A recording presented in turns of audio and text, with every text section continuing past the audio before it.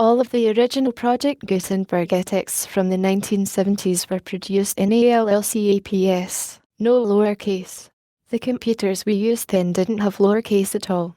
*****. These original Project Gutenberg texts will be compiled into a file containing them all, in order to improve the content ratios of text to header material.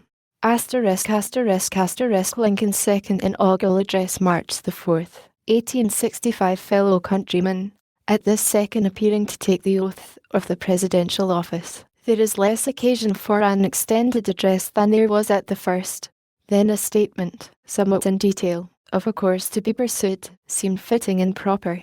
Now, at the expiration of 4 years, during which public declarations have been constantly called forth on every point and phase of the great contest which still absorbs the attention and enriches the energies of the nation, little that is new could be presented. The progress of our arms, upon which all else chiefly depends, is as well known to the public as to myself, and it is, I trust, reasonably satisfactory and encouraging to all.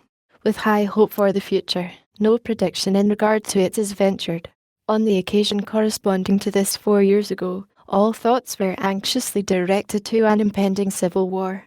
All dreaded it, all sought to avert it. While the inaugural address was being delivered from this place, devoted altogether to saving the Union without war, insurgent agents were in the city seeking to destroy it without war, seeking to dissolve the Union, and divide effects, by negotiation. Both parties deprecated war, but one of them would make war rather than let the nation survive, and the other would accept war rather than let it perish. And the war came. 1/8 of the whole population were colored slaves, not distributed generally over the Union, but localized in the southern part of it. These slaves constituted a peculiar and powerful interest. All knew that this interest was, somehow, the cause of the war. To strengthen, perpetuate, and extend this interest was the object for which the insurgents would rend the Union, even by war, while the government claimed no right to do more than to restrict the territorial enlargement of it. Neither party expected for the war the magnitude or the duration which it has already attained. Neither anticipated that the cause of the conflict might cease with, or even before, the conflict itself should cease. Each looked for an easier triumph, and a result less fundamental and astounding. Both read the same Bible, and pray to the same God, and each invokes his aid against the other. It may seem strange that any men should dare to ask a just God's assistance in wringing their bread from the sweat of other men's faces, but let us judge not, that we be not judged. The prayers of both could not be answered, that of neither has been answered fully. The Almighty has his own purposes. One to the world because of offences. For it must needs be that offences come, but woe to that man by whom the offence cometh.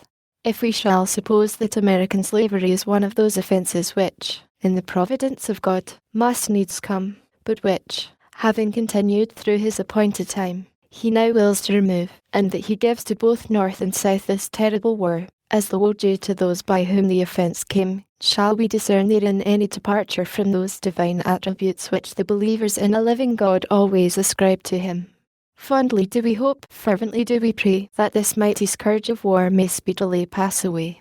Yet, if God wills that it continue until all the wealth piled by the bondsman's 250 years of unrequited toil shall be sunk, and until every drop of blood drawn by the lash shall be paid by another drawn with the sword, as was said 3,000 years ago, so still it must be said, the judgments of the Lord are true and righteous altogether, with malice toward none, with charity for all, with firmness in the right, as God gives us to see the right. Let us strive on to finish the work we are in, to bind up the nation's wounds, to care for him who shall have borne the battle, and for his widow, and his orphan, to do all which may achieve and cherish a just and lasting peace among ourselves, and with all nations.